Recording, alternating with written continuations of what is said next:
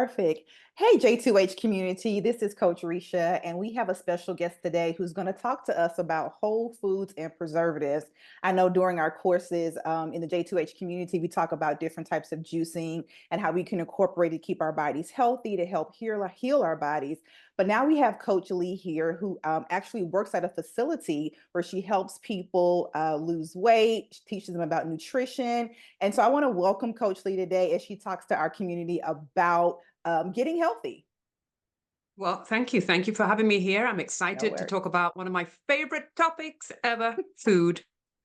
I love it. I love it. I love it. So tell us, Coach Lee. So tell us more about you. Like, tell us what your day to day looks like Mm. and what you do every day. Hmm. Most days, not every single day, but most days, I am doing things that are centered around health, my own health. I do take my care of myself and make my own health care a priority. But I'm either writing programs for people for their exercise program. So actually, this morning I was out with somebody, and it's cold outside, but there we were at 8 in the morning, layered up.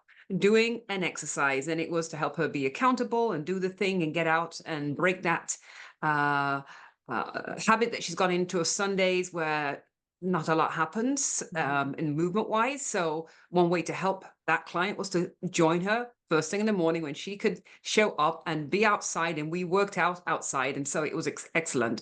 But also we're talking about wellness, and we're of course talking about food, glorious food. Mhm. What's good, what's not, and why. And I actually want to take the good word out of it. It's all good. There's no good or bad. It's just what's best for you. Mhm. Mhm. Okay, so I know that you work with clients in that capacity, but what is the sit down like with your clients when they come in and they say, "Hey, this is what I've been doing"? How are you coaching them when it comes to whole foods and nutrition? Mm. I like to start with people where they are because there's an ideal, yes. There's, depth to what ideal looks like. But let's start where you are. These are the recommended things we would say to eat. These are not so recommended, and why. But what does a day in the life of you look like? Mhm. So rather than yank the rug from underneath a person and have them, go on this journey where they feel like they're being punished almost, let's see what's going on in your world. And let's tweak what you're doing a little bit so that Mhm. you leave and tomorrow you know what you're doing tomorrow morning. You're not like, oh my gosh, what am I going to eat? I don't know what to eat. So we Mhm. start with where people are and build on that so that people get some confidence in what they're Yeah. doing, know that they can eat something that's going to be satisfying, that resembles something like what they do, and let them come up with a way to figure out how to make those adjustments. Okay. And so I want to talk more about that, but I want to talk about specifically two things during this interview. It's whole Mm. foods and preservatives. So talk to us about what is a whole food and how do you coach your clients on whole foods? Right. I talk about eating, even if something is carbier, because it's a lower carb program. We want to lower that so your body has an opportunity to uh, mobilize fat in your body because people want to lose weight, but the thing they want to lose is fat. That's what Hmm. they're trying to lose. You've got fat, bone, and muscle. Well, you want to Hmm. keep the muscle for sure. You want to keep your bones for sure. So anything left is fat. So when people talk about losing weight, they really want to lose fat Hmm. and change their body composition. So we're talking about even if something is carbier, starchy, where did it derive from? Can Hmm. you identify the source? Hmm. Could you, if you had to, eat it by itself? Now, doesn't mean you would want to, but could you? So a potato is very starchy, but you could eat it by itself. Hmm. So make sure I'm just getting this right. So a whole food is any food that you can eat by itself. Um, and give me an example of what that is. And it's a single ingredient food. Okay, correct. So Mhm. potato is a potato is a potato. A banana is a banana is a banana. It's a watermelon, an apple, a chicken. Mhm. They're all that's just one thing. You could eat it by itself, whether you would want to or not. Whereas, let's see, you wouldn't likely eat the ingredients of, say, bread, such as say the wheat or the yeast by itself. Mhm. Yes. Okay, so you're thinking so it's not if you as long as you can eat the food by itself, that is considered the whole food. That's how I identify it. It's something Okay. that's basically a single ingredient. It's its own person. It's its Okay. own entity, Okay. No, right? no, that's good. That's good. So I'm just thinking out loud. So like we just use your bread example. So if somebody wanted to get some whole grain bread or something like that, and has all these different things in it, would that be considered a whole food? It's still not a whole food. Okay. I know I'm gonna upset some people, but it's not really a whole food. It's something I don't care. It doesn't matter how many grains it has, how many nuts and seeds and grains and how much fiber, and it's still you couldn't really eat most of those ingredients by themselves. Hmm. No, no, this is You good. could totally live healthily without it. You would not. There would be no nutrients lacked to your body from not having it. Hmm. Nobody's ever been prescribed bread for their malnutrition. Lee, don't start, Lee. Don't start. No, You know no. what you need? You need bread, I can tell. As I think about it, you're absolutely right. When I talk to my clients, we're talking about juicing. Every single thing that we put in our juices are whole foods. Like we don't Right. put breads or anything like that into our into our juices. And so I think that's a No, great way to kind of visualize that a good way to get whole foods in your diet is juicing. But if you wanted to, have a salad, you know what I mean? With those whole foods, you could actually have a salad and it be a totally, good salad. So totally. so that was a good way for us to kind of identify, what is a whole food. So, Right. what do you recommend to your clients when you're trying to incorporate more whole foods into their diet? Yeah. So I tell them, I show usually a list of things we recommend. And Hmm. I say, pick any of these things on here that you like. And even if it's not listed, we don't list every single thing. It's like, can you kind of did it come out of a tree, a plant, the ground, an animal? Where did it come from? If you can source it, and you can, then you can have it. Hmm. You can have it. Now you might have to play with proportions, frequency, portions, all those kind of things, but you should be able to have it. And people get stuck in the details, and I'll say you could have this with this, and they say, well, that doesn't have carbs. Yeah, but it's a plant. It's not a donut. Yes. It's not a processed food. But Yeah. I don't know, apples or whatever the fruit is, it so has so much carbs in it, but it's plant based. It's water and it's fiber and it's Hmm. nutrients. It's not going to stick to you. Hmm. Donuts will stick to you. We we know, Lee. We know, Coach Lee. But So, for some people, it doesn't. In my experience, uh, we don't get on that well. So I just don't play with that one. well, There are those that can get away with it. yes, there are some, but I think everybody in the Juicing to Heal group, we're all healing our bodies, and Right. we are learning how to incorporate those whole foods, those healing foods back into our diet. And so that's the main thing that we really wanted to talk about. Now, another thing that is a hot topic is preservatives. And so I Yes. think, Can I go back just oh, one other thing? absolutely. One thing. Here's the thing. We talk if it's a plant, did it come from a plant or did it come from a because there's different kinds of plants. There's Hmm. plants that have electricity in them, Hmm. like a food plant, like a Hmm. building. So that's how you know. Whole foods don't typically come out of places that have lights and things. Yeah. Sorry, They don't I come out just of have to say that. they don't come out of warehouses. No. Yeah. And so that's a good segue because a lot of times when we think about whole foods, I feel like we can't have the conversation about whole foods without talking about preservatives. And just as you mentioned, when something is produced inside of a warehouse, it's going to be highly processed. And it's going to have things in it called preservatives that help make that particular thing shelf stable. Sure. I think you and I had a conversation before the interview where we were like, well, if we go to the grocery store and we go to the shelf, it has an expiration date of what, 2 years maybe, right? Well, if you go get a whole food and you put that whole food on the shelf for 2 years, it's not going to make it. It's not going to make it that long. And so that's a really good way to kind of see when you're looking at something on the shelf, knowing that it is it has ingredients that's going to make it shelf stable. So let's talk about preservatives real quick. Mhm. So when you have a client that comes in and you notice that they're on foods that are highly processed, lots of preservatives, what do you recommend to them as their next steps? Yeah. Well, first of all, I suggest they try some of the foods that we recommend. Mhm. Now, some people are very attached to a certain thing. Well, what about this? I love this thing. I always have this particular creamer. I just love it. And I only, whatever it is. And there'll be that one thing. And I'll say, okay, let's hang on to that one thing for now and let's make some other adjustments over here. So everything isn't taken away all at once. You hang on to that one thing because you are going to, if you change things up, you are going to get some results. Mhm. But again, it's educating people because honestly, I think people think that the food manufacturers and all the agencies are wanting the best for them. Mhm. And what we need to remember or realize is that food is an industry just like everything else. Mhm. Tires, clothing, phones, whatever. It's an industry. Somebody Yeah. needs to generate a life and income from it. So they need to do what they need to do to make that work. The question is, how is it working for you? Mhm. How do you feel? And a lot of people initially don't even know they don't feel great.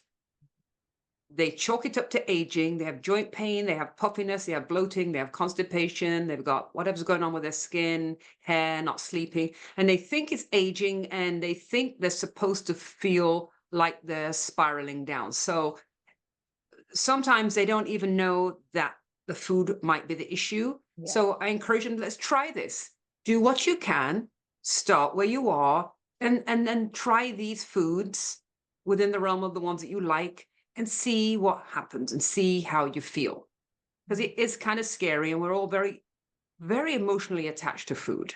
Mhm. Let's talk about that. I know we're supposed to be talking about preservatives, but I think this is a good point to talk about because a lot of times when I have clients come in and they're wanting to start juicing and get healthier and things like that, I always talk about has there been any recent trauma? At what point did you start to gain weight, or what point did you start to feel that? And typically, now I want to say maybe 60% of the time, it's centered around some level of a trauma or some Mhm. level of a coping mechanism, and we start to take a deeper dive into that. And so I end up recommending, not only do we do the juicing course, but you also want to link up with a therapist to Mhm. see, because when we hear the word dis-ease, it's basically your body telling you I'm at dis-ease. If you have a lot of inflammation in your body, it's your body telling you I don't like something, please stop doing it.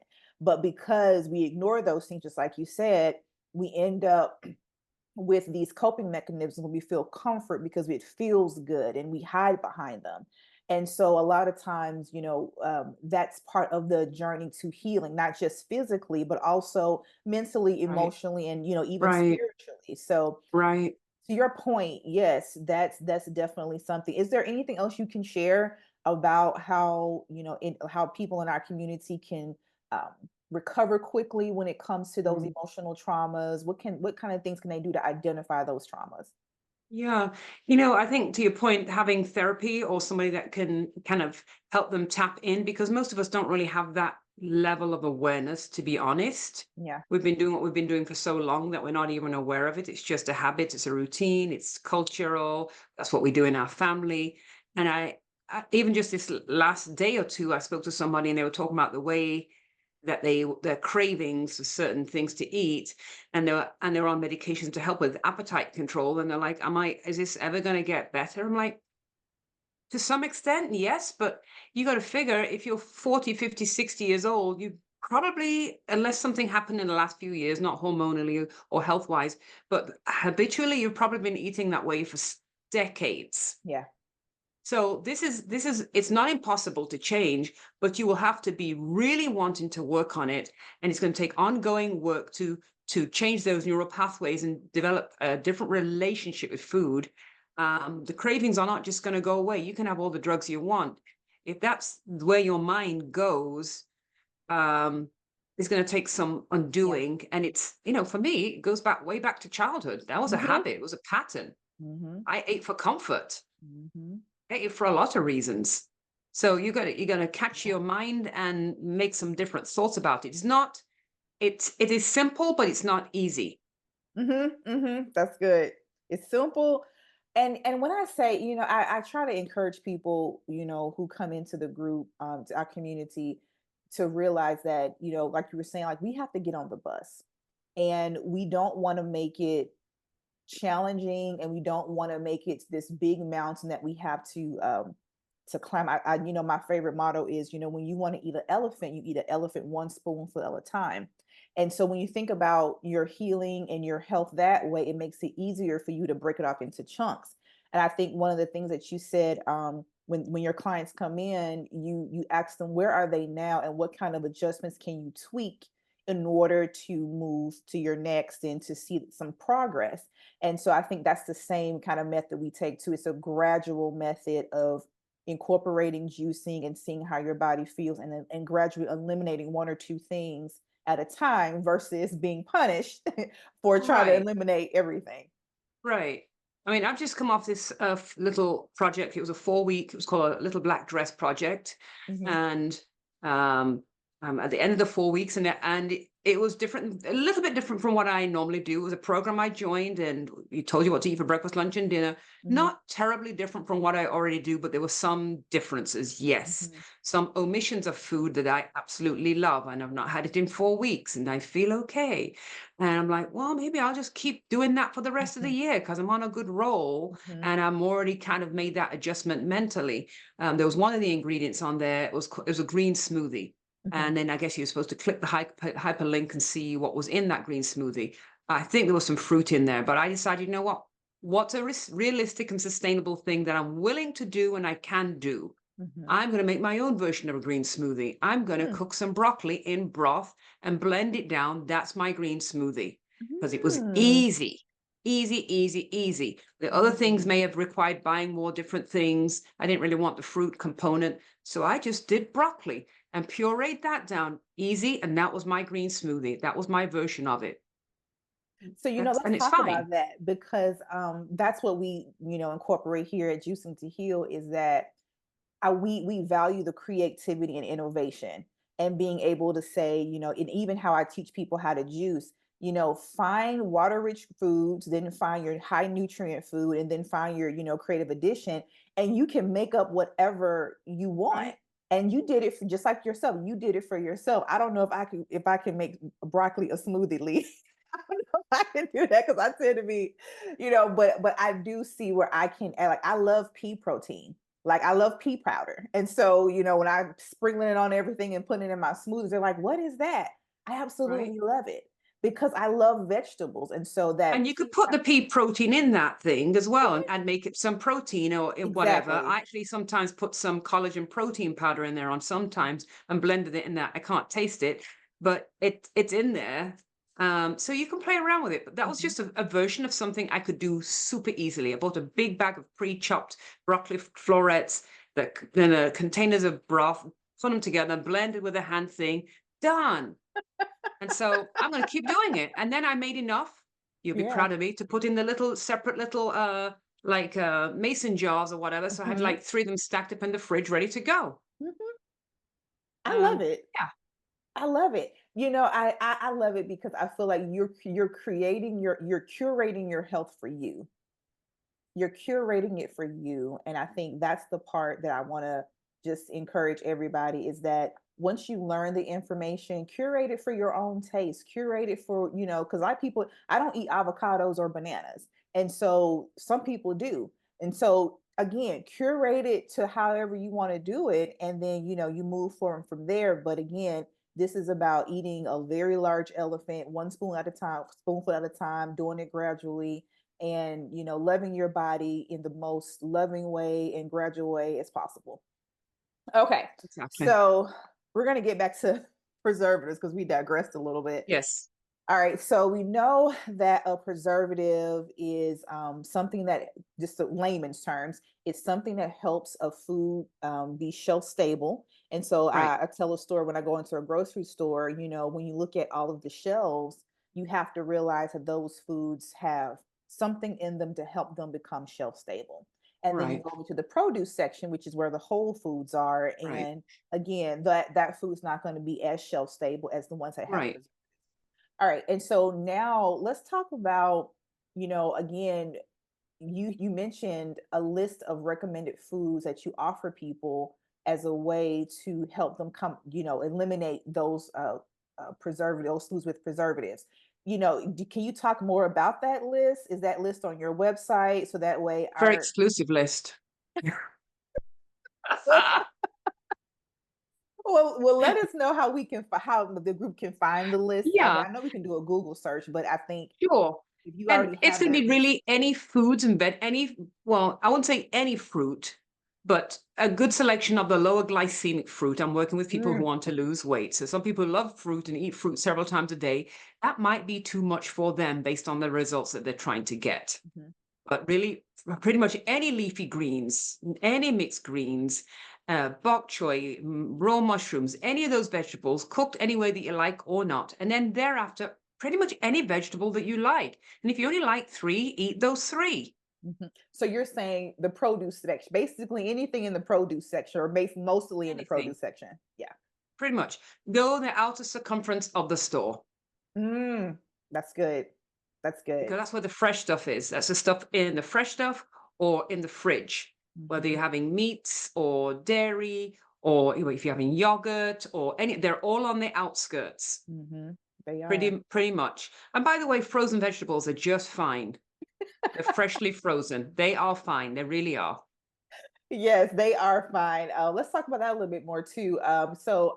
We also have that question too. Can you juice with frozen fruits? And absolutely, you can.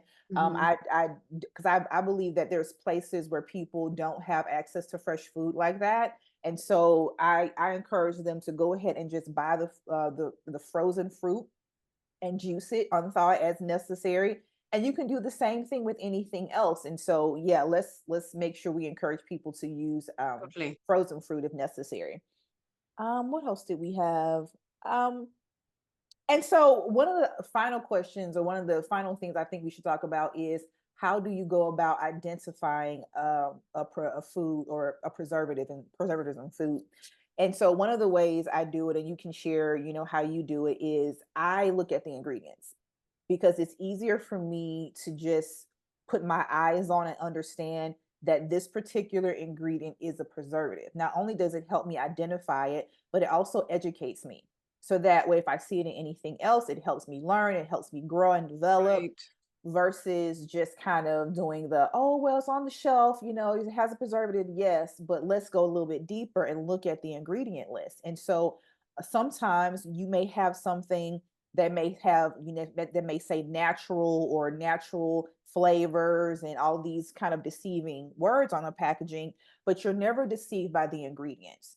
And so Right. that's why I kind of lead people or teach in my courses that preservatives are based in the ingredients. If you can look at the ingredients, then you're going to be safe when it comes to knowing it's in your food. Right. Definitely look at the ingredients. Just out of curiosity, if nothing else, just look and Mhm. see what it says. Because sometimes you buy a food product and it says, let's say it's aloe vera juice or something like that. And aloe might be the fifth ingredient on there. It's not even the first thing of the thing that you thought it was. Do you know what I mean? But Yeah. there was I think it was on Instagram or Facebook. I saw this guy who was a chef and he was showing this cake that was bought from the supermarket and Mhm. he cooks for a living. And he said, and he showed the ingredient list. It was really, really long. And he says, there's only five ingredients in a cake. Like, why are there all these other? There was a long, long list. And it's tiny writing and very Mhm. compressed. It would look Mhm. like a receipt, but it was all the ingredients. He said, there's five ingredients in cake. So what are all these other things? So in other words, make it make sense. Yeah. If you've ever made a cake or a cookie, yes, they're going to have a little bit of preservative or coloring or, Mhm. I'm not saying they're not going to have those things in there. But if you've ever made a cake or a cookie and there's maybe five ingredients in there approximately. If there's 30 ingredients in that thing, what is that? Mhm. Mhm. That's just ask yourself that and just like make it make sense. Because if you'd have made it at home, you wouldn't have had it. You wouldn't have, you know what? You wouldn't even make it because there's way too many ingredients. You're right. You wouldn't Because even if you make tell it. me it takes 20 ingredients to make a cake, I'm not making it. Not making it. I got to go find it. I got to go to 3 different stores to find this thing that I don't even know what it is, and I'm only going to use a quarter teaspoon of it one time ever. I'm not doing it. So that's kind of your first clue. When you look at that. Stop looking at the silly calories and look at what the ingredients are. Mhm. Oh, this was good. This was good. Do you think there's anything else we can talk about really quickly? I know those were the two things we were talking about today, but I saw us reach over and talk about the emotional side of things.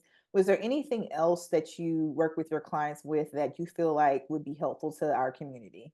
Yes, and this might be something we'll talk about more in depth at a future time. Oh, and I think people feel like when they're making these changes in their eating that or they're on a diet or whatever it is, that there needs to be some degree of, it needs to be painful, and it needs to be suffering, it needs to be bland and boring and horrible. And it actually, it doesn't need to be miserable. So if you're eating something that's a whole food and it tastes amazing, but you feel guilty because it was so good, so there's this mindset that it needs to Mhm. be not fun. I'm suffering. Look at me. I'm on a diet.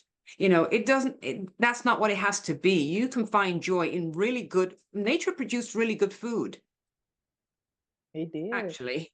It did. It And so did. it doesn't have to be miserable. Mhm. Start where you are, do what you can, and make some adjustments and see and start to appreciate, really pay attention to how your body feels.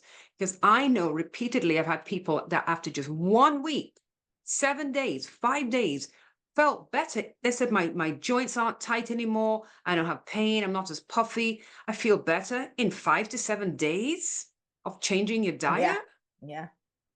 Yeah. But you've got to try it to know. Yeah. And I think that's the thing. You have to try it to know. You got to just give yourself a chance. I have, clients that come in and they talk about I just tell my story. I said the two things that I eliminated in my diet was one of the things is dairy.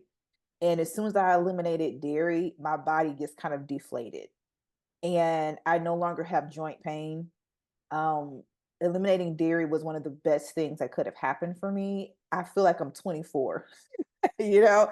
And so it just worked. And so I think I would have never known if I had, been diagnosed with cancer, but taking the time to say, okay, how will my body respond when I remove dairy? And I think to your point is it's listening to your body. It's giving your body a chance to speak. And it can't speak if you keep shoving things into it, Right. trying to keep it quiet because you're trying to cope with whatever's going on up here. Your body's always going to tell you, and it always talks through inflammation most of the time. Most of the time, your body's going to tell you. And so if we take the time to listen to it, I think it'll tell us what we need to adjust and what it likes and what it doesn't like. So that's a good point. Thank you for that ad, to just be mindful and be kind to ourselves. It doesn't have to be horrible. No, it doesn't have to be horrible, and it actually shouldn't be horrible.